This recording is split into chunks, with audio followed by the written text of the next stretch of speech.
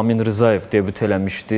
Kəpəzlə oyunda 17 yaşlı Hikmət Cəbrayılzadə Qarabağın əsas komandasına ayaq açdı və çox yaxşı təsir bağışladı, yaxşı nəzərə çarpdı, sürəti var, oyun oxuma qabiliyyəti var, hiss olunur ki, ağıllı futbolçudur, qüvvətli zərbələrə malikdir və bu oyunda da uzaq məsafədən bir zərbəsi var idi, qapıçı təkdə çıxdı, onu qola çevirə bilmədi.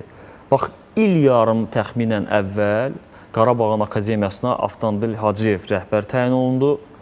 Bundan bir müddət sonra idarəçi postuna uşaq futbolunda ölkəmizdə ən yaxşılardan sayılan Nail Kərimov gətirildi.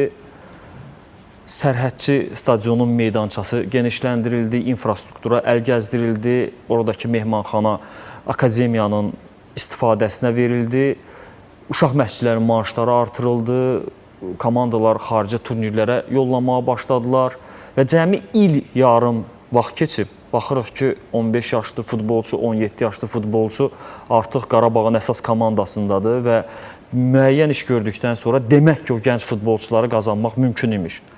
Sadəcə bunun üçün iş görmək lazım idi. Bilirik ki, uzun illər Qarabağ uşaq futboluna görə çox tənqid olunub və o tənqidlərdən nəticə çıxararaq müəyyən bir tərpəniş baş verib, dediyim işlər görülüb və bugün bəhrəsini artıq görməkdədir Qarabağ klubu.